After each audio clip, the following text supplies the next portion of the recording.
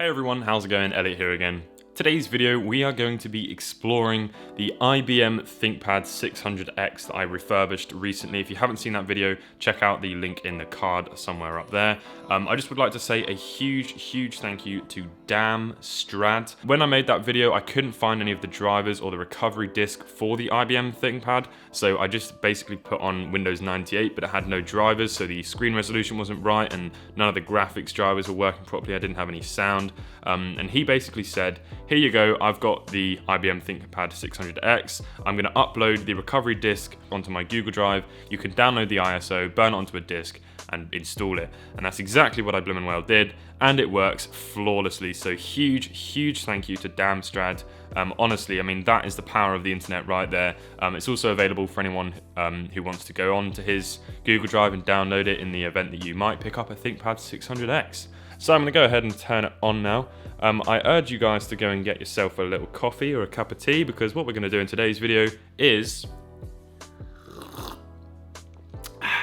we're going to explore Windows 2000 on the ThinkPad 600X. So since the last video, I've managed to obviously sort out all the drivers. Everything is running seamlessly, and I've also managed to replace the BIOS battery as well. That was another thing that was broken. The other thing I managed to do as well is get this thing online. Now, it did actually come with a Wi-Fi card inside, but I can't get that to work. I'm not sure if it's broken or not. But what I do have is this right here, which is a PCM CIA network wireless card. I got this on eBay for 15 quid. I didn't know if it was going to work or not. I just thought it'd be worth a little try, and lo and behold, it works absolutely fine. So I'm just going to put that into the side.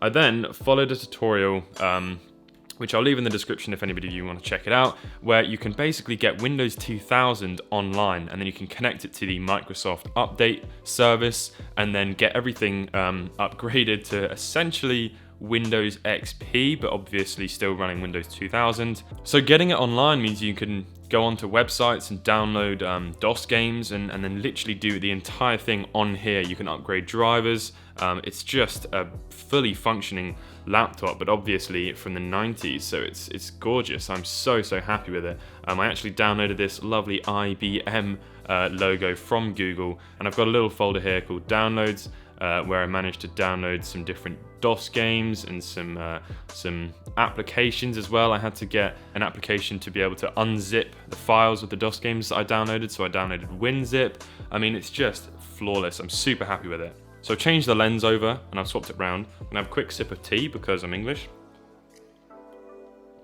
I hope you've all got your tea ready and your coffees or whatever. So the first thing I want to show you is actually going online with this thing. It's a perfectly functional laptop, you know, just like a laptop that you could buy in the shop right now. Here's Google. If I go the retro future and hit enter, there's my YouTube channel. Loading certain websites isn't going to work because they just don't cater for internet browsers as old as this, so it's not gonna look right.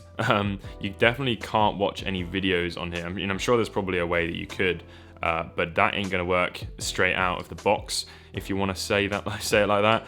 Let's see what my website looks like. Okay, yeah, so some websites actually don't load at all. Obviously, the retrofuture.co.uk is one of those. I wonder what Twitter's like, if that's gonna do anything. I'm sure it's probably just gonna look a little bit weird. Okay, Twitter is either gonna crash. Yeah, I think it's crashed the internet browser. Okay, so let's just sack off that. You can definitely do like basic internet browsing, and what I'm going to show you now is downloading some DOS games, because retro games is what this channel is mainly about. So let's do that. I mean, if you guys haven't played DOS games before, and you've sort of written off playing old computer games, it's a really easy and fun way to get into retro games. So I'm going to show you downloading a retro DOS game off of a website online, and then installing it and running it all on the same retro laptop. What most people do, and I'm going to show you this in a second, is they'll burn some games onto a little CD from another laptop or a floppy drive, and then put it into the retro DOS laptop that you're going to play the games on, and then Bob's your uncle. But because I've managed to get this thing online, what we can do is download them and play them straight from the laptop. So I want to download a game that you're all going to be familiar with. So I think I saw Lion King down here before. So let's see what that one is like. Hopefully this is all going to work well and I'm not just going to completely fail and then this whole video is going to be a fail, but we shall stay positive. So here's Lion King. Windows 2000 was the most secure version of Windows at the time.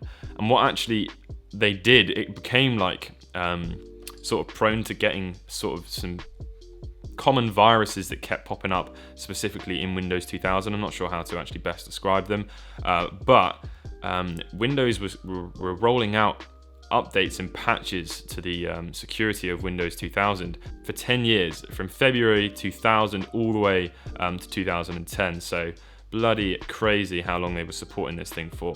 Okay, so once you've downloaded your DOS game, you can go ahead and close the internet. What I'm going to do is make a new little folder on my desktop called Lion King. So hopefully you're all familiar with Lion King games. Most of you will probably know Lion King on the Mega Drive. So if we go open with WinZip and then just use the free version, of course, and you click extract and then into your little Lion King folder.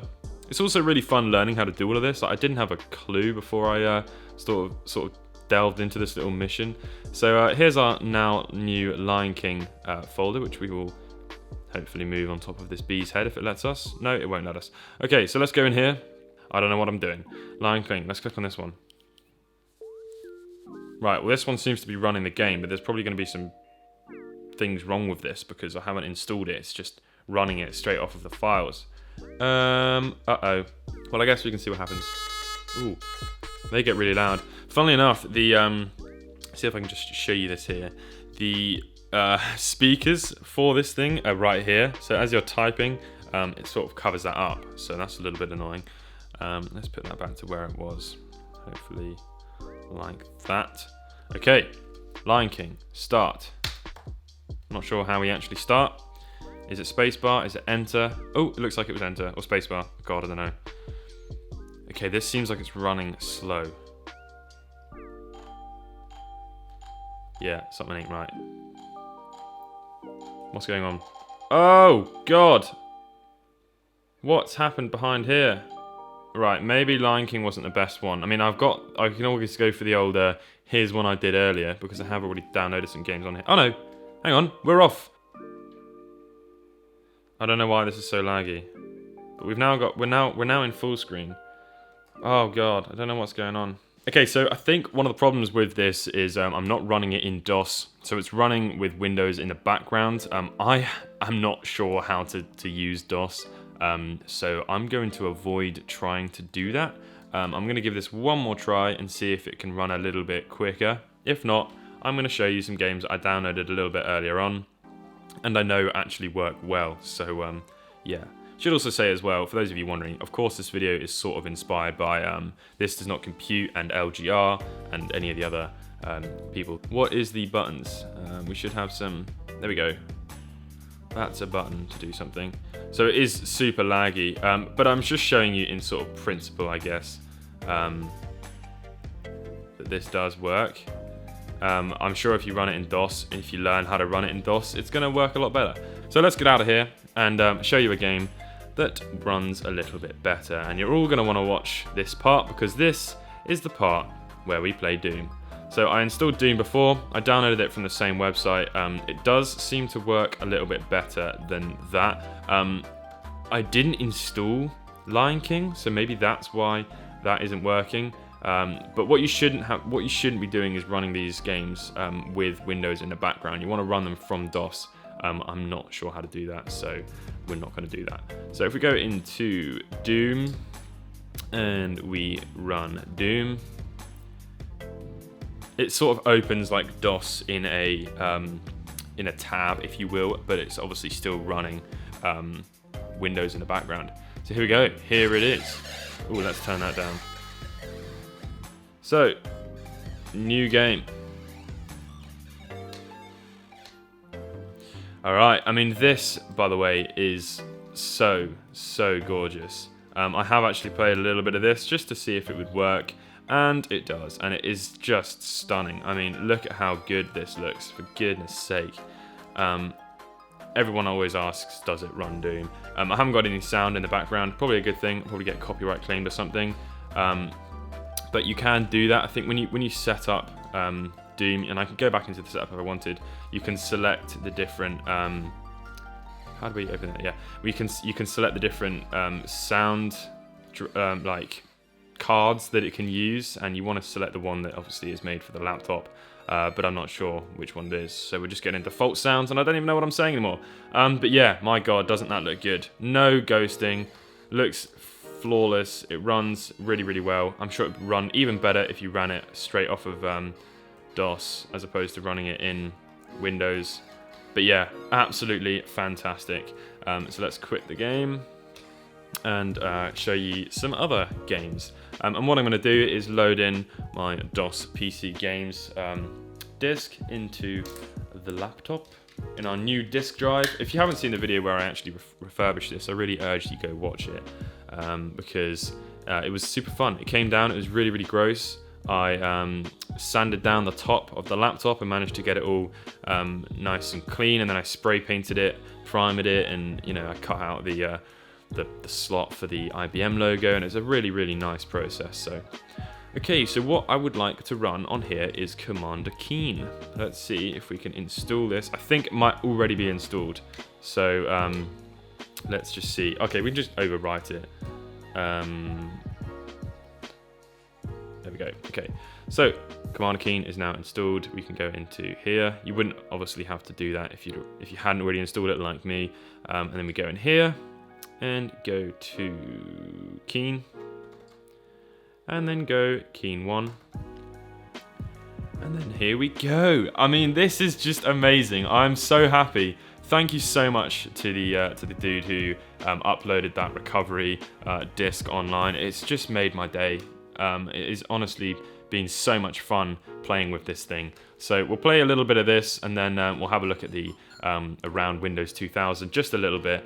And then see what you guys think. So Commander Keen is a fantastic little game, and also it sort of sets a precedent for screen blur and stuff. You can see some other ThinkPads online, and most people test Commander Keen on here, and that's where you really, really get to see the quality of the screen and of the graphics card. And this ThinkPad 600X has a Pentium 3 processor, and it just runs this game absolutely flawlessly. Doesn't mean to say that I'm good at the game, but let me just zoom this camera in and you'll be able to see the screen and the lack of screen blur. I mean, there is a tiny bit, but that's also down to the game itself. It's not all to do with the screen. That's actually just like sprites, and I'm sure, again, if I ran it in DOS, it would be fine. So yeah, I mean, absolutely gorgeous. Super, super happy with this laptop.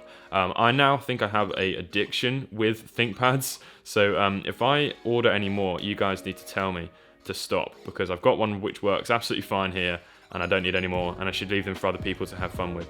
But yeah, here we go. We've now got Commander Keen nicely set up on here, and it works fantastically. So let's go quit DOS, but obviously we're going to go back to Windows. So there we go. I mean, that is the gaming portion of this video. So for those of you who only clicked on this video to see that, go ahead and find another one of my videos that entertains you. But for those of you who would like to see a little bit of nostalgia, let's check out some of the programs installed on this beauty. So we have got Paint, and so I think we should definitely check out that one. I'm going to try and draw a bunny rabbit. Let's see how well this goes. Oh god. Oh god, this is awful. Oh, that ear looks great. It looks like Arthur. I don't know if you guys have watched Arthur, but it looks more like Arthur than it does a bunny rabbit. Alright, we're going to do a very basic floor.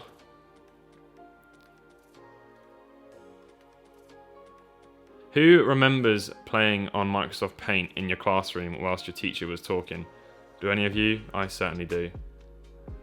I used to just like do a bunch of squiggles and then just straight up color the insides in. It was good times. We want a bit of green on the floor. Is this gonna work now? Yay! Okay, and now we want a bit of blue for the sky. Yay! But we also want some clouds. So let's get some clouds going. I mean, oh no, this is awful. It's very difficult using a track point nub.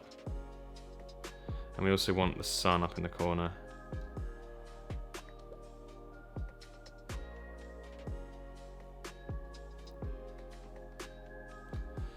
Right, here we go. Let's get a little bit of that blue. Boom. A little bit of yellow. Boom. A little bit of brown for the rabbit. Boom. A little bit of black for the eye. Boom. And then we want some darker brown. How do we change? Oh, we can go for this lot, sort of light brown. Here we go. How do we change the color of the brown? Is there a way that we can open edit colors? Oh yes, this is what we want. Wait, define custom color. This is it. Okay, we want a nice dark brown. Oh, this is just, I'm so happy with this. Oh, look at that. That right there is called shading, my friends. Look at that rabbit. Oh, wow. Okay, what we're going to do, file, save as, desktop. We'll just do it in downloads. Save it as untitled. All right, here we go. Downloads, untitled, properties. Wait, no, there we go. Down here, properties, browse.